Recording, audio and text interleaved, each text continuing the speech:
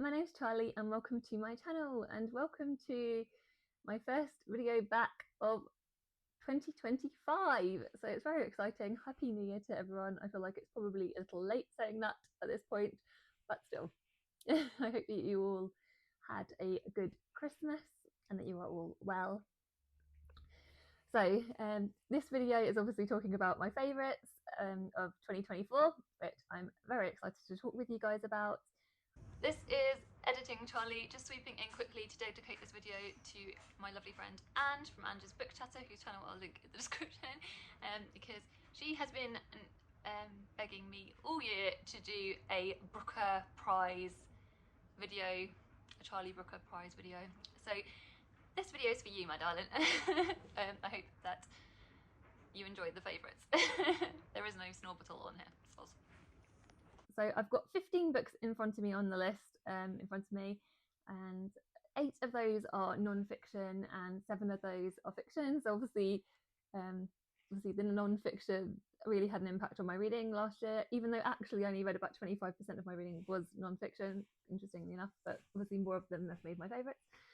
And you will see why in a second. So, right, I'm going to start with quite a few fiction, that being said. So the first book I'm going to start with is Bodies of Light by Jennifer Downes, and this is one that was the pick for Misery May. Misery May is a readathon hosted by my lovely friend Jem and the lovely Scott from Gunpowder Fiction and Pot, whose channels I will link in the description. And yeah, this so as you can tell, as it was a Misery May pick, you can tell this is not like a sparkly happy book.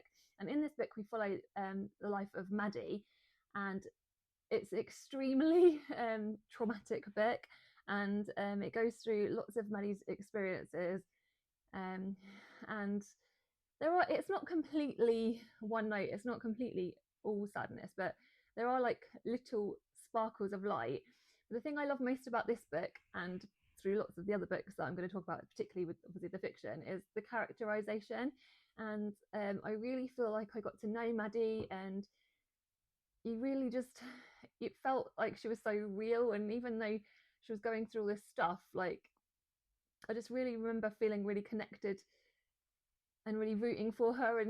And yeah, it was just such beautiful writing. This book is also I'm sure lots of you will know, has won multiple awards in Australia. This is Australian, by an Australian author. It's won the Stella Prize, it's won the Mars Franklin Prize.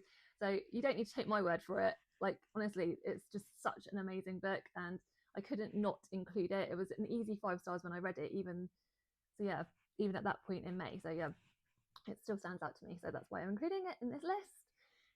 The next one that I'm going to talk about is Boulder by Eva Balthazar. This was on a million booktubers' favourites from 2023 lists, because I wrote down last year, at the beginning of last year, I went through loads of booktubers, as I'm sure lots of you guys do, and I was writing down everyone's favourites, and Boulder was one of the ones that came up time and time again. And again, so again, I don't really need to say a lot about this. This is a very short book. And we follow 2 women. It's a queer story about them. One of them in particular wants to really have a baby, and it's about sort of their experiences with that, because one of them is slightly less keen. And whilst the plot isn't like hugely at the forefront of my mind, because again, I think this is what maybe was one I read in May again last year, but again, it was one that was like, I was really struck by Eva Balthazar's writing, so much so I went and bought last year the second book in the series, which is Permafrost. I think that may be actually technically a prequel to Boulder. It's like a triptych of books, anyway, all 3 that she's written. And yeah, Eva Balthazar's writing is just stunning, and her prose is just, there's something just so sort of almost lyrical about them, and I just loved it so much. Like, everyone that talk about it isn't wrong, like, obviously, again, so even though it's a very short snippety book, is one I 100% recommend. So yeah, that's that one. Then the next one I'm going to talk about has been one, speaking of popular books, is one that I don't think I've seen, well, I have seen, but there's not very many booktubers that have not mentioned this book. And it is like, in terms of my out of the list, this isn't the order of my favourites. This is like not in the place that it necessarily should be, but I'm going to say what it is. James by Percival Everett. So this doesn't really need much to be spoken about, because every single person on BookTube, or virtually every single person on BookTube that's read it, loves it and has praised it. And so obviously it's a semi-retelling of Huckleberry Friend. It's not a retelling, but we are hearing from Jim, who it was a black slave at the time in like a Huckleberry Finn story, and he's obviously friends with Huckleberry Finn, and it's his story when he's away from Huck. And obviously there's quite a big chunks of the story of Huckleberry Finn when he is away from Huck. So it's just, it's so much more than that. The thing, again, this is one I read this book when at a time when I really wasn't reading and I really wasn't sleeping, and I still managed to just gulp through it. I read the physical copy, and I feel like the pacing of this book is just perfect. Like, it's like, there's so many things about this I just love. It's just, and it deserves all the praise. So obviously characterization amazing, plot amazing, pacing amazing. Just, it's Percival Everett at his best.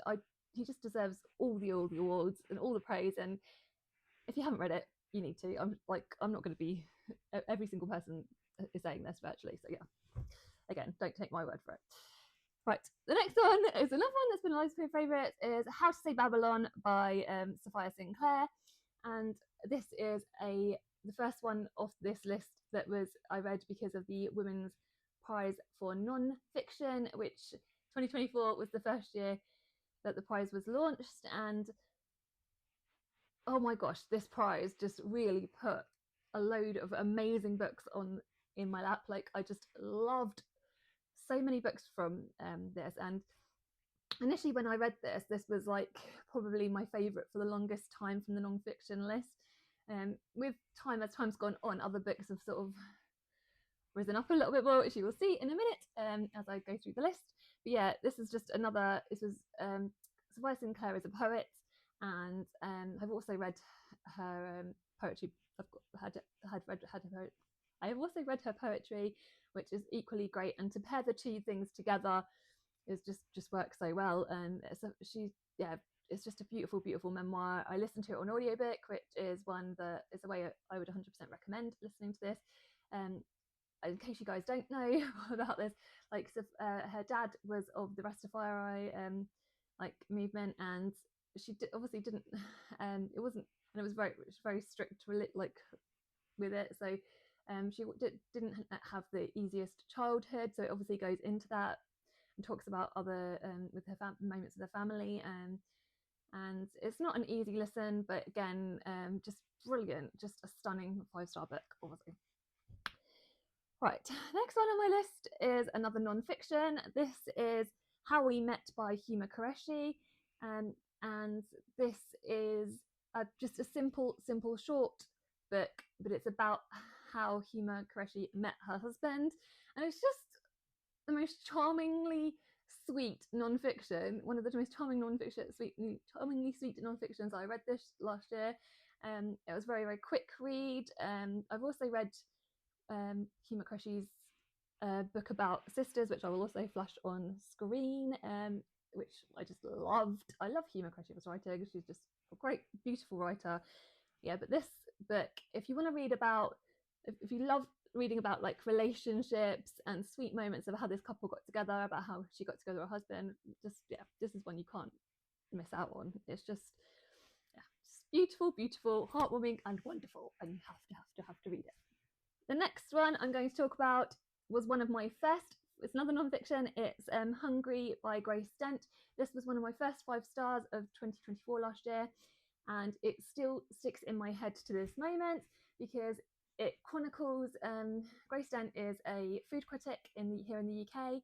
I think she's just been announced as a MasterChef judge now. She has been on the show before. MasterChef is a show in the UK on the BBC.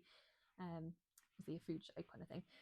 But yeah, and so she has previously been on that show. But that's obviously how I sort of knew about her.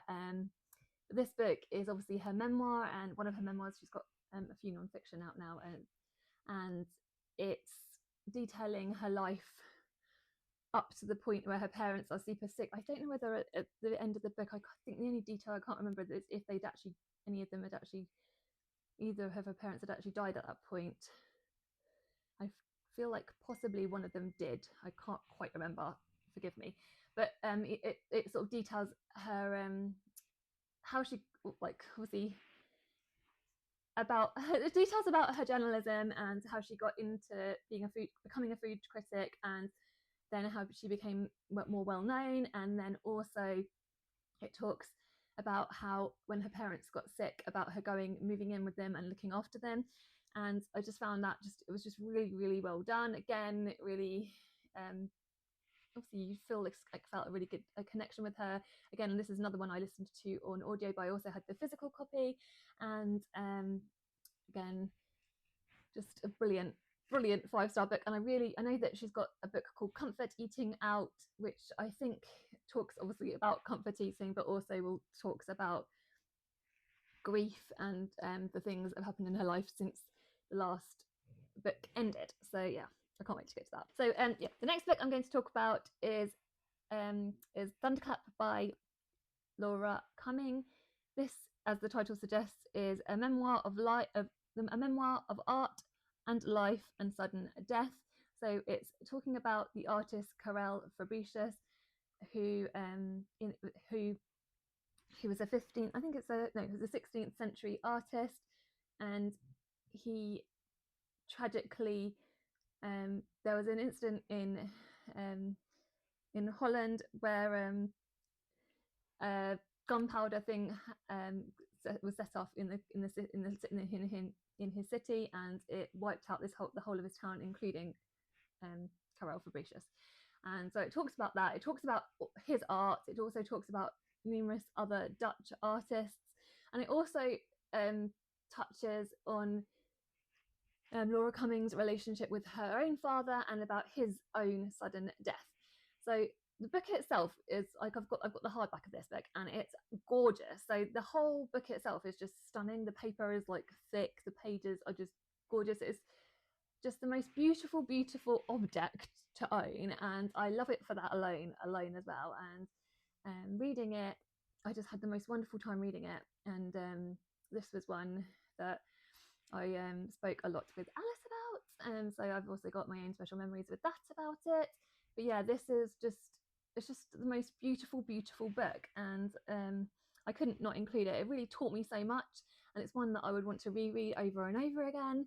It was just, yeah, I don't feel like I can really do it justice, because obviously I am not a particularly an art, I am an art, I love art, but I'm not a particularly art expert.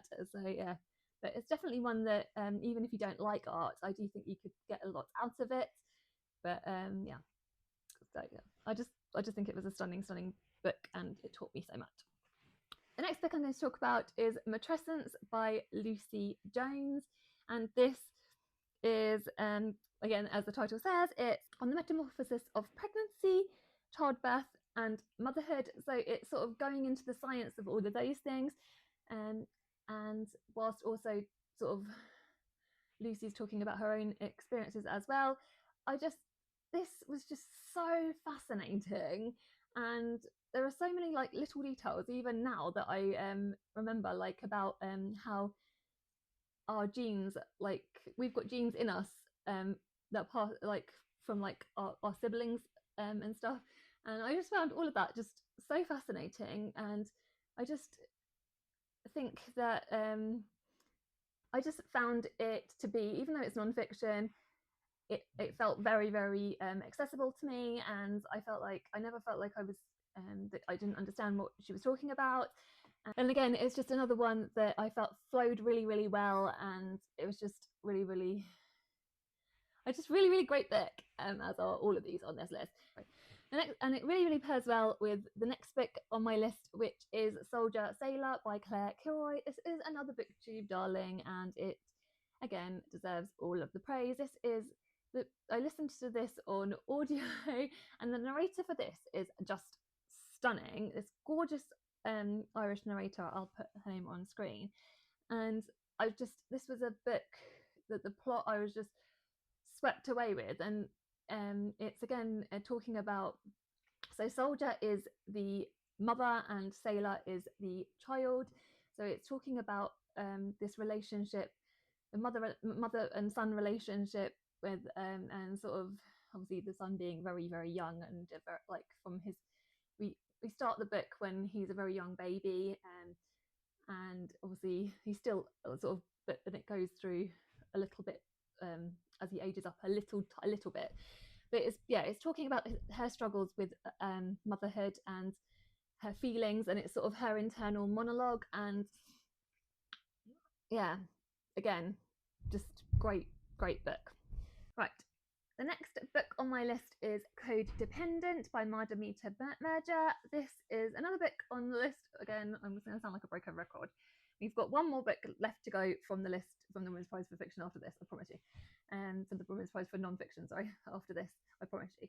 And this is a book this was the book I would probably say that surprised me the most from the Women's Prize for Non-Fiction, because it's talking about AI, and this is a subject that scares me, to be honest.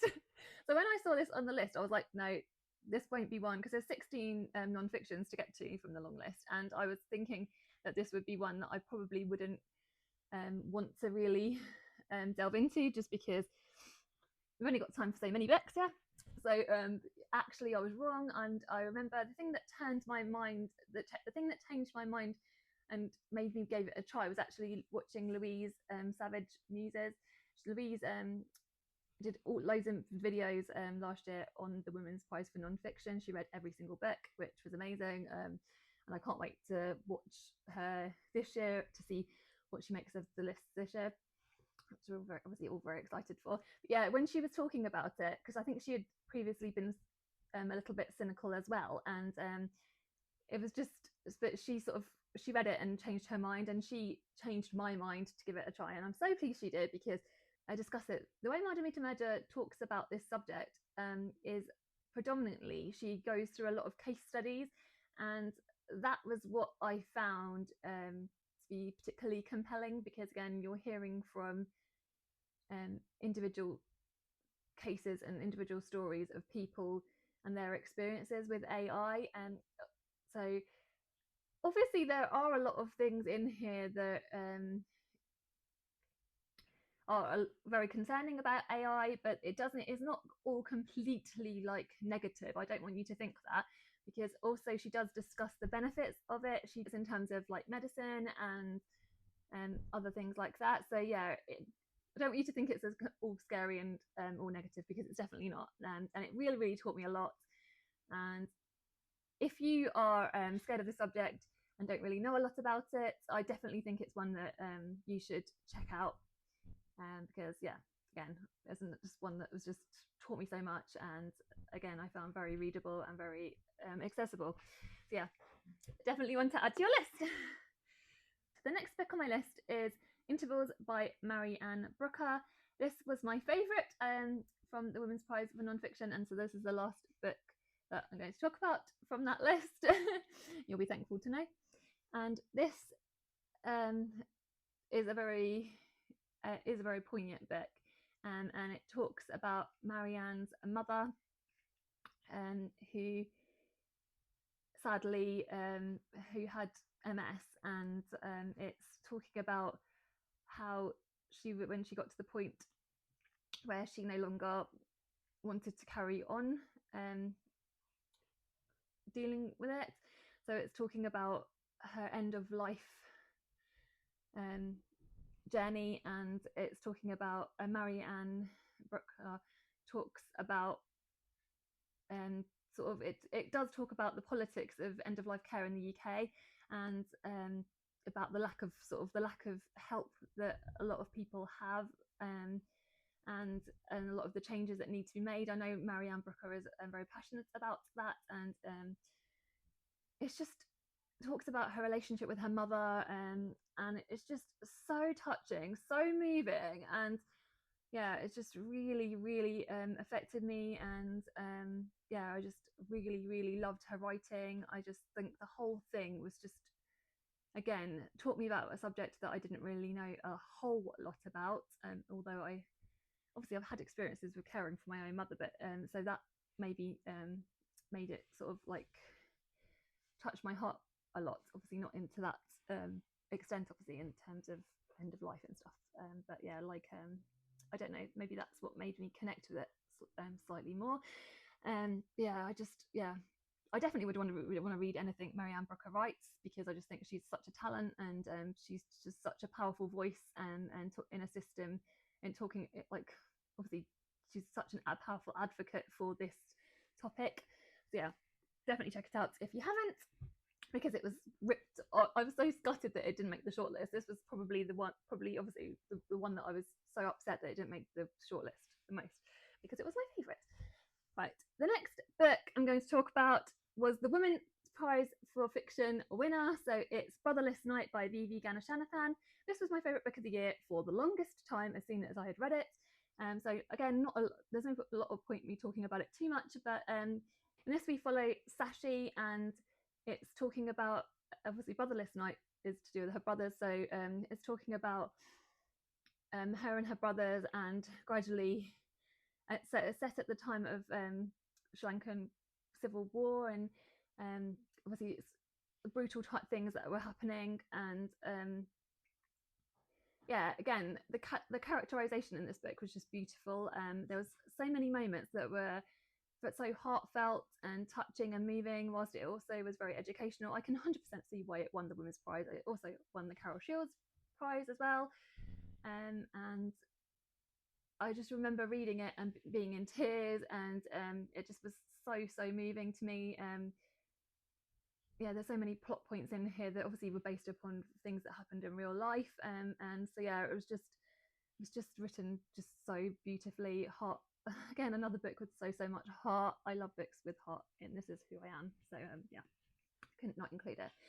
Right, book number 3 was a book that I only read in December, and it could easily really, it's definitely one of my favorite books of the year, and it's Cloud Cookland by Anthony Doerr, and in this was a book that was my lovely friend Alice's one of her favorite books ever, and so we all read it for the FOMO book club, which is again hosted by Jack and Jem, my lovely friends, who again I'll link in the description.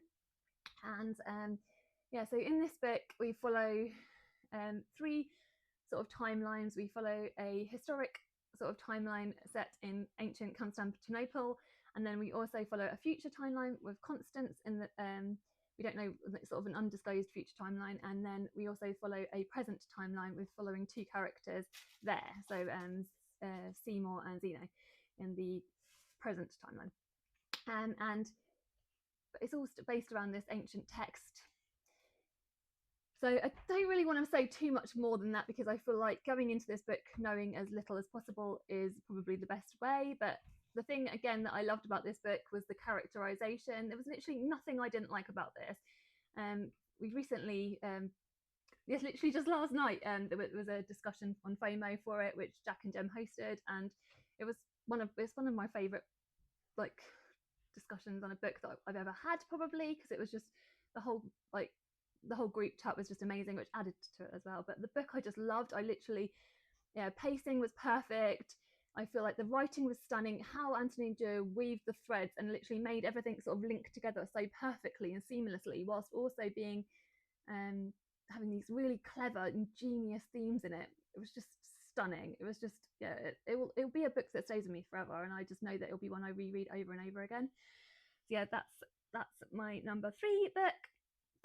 My in at number 2, we're nearly there. In at number 2 is Raising Hair by Chloe Dalton.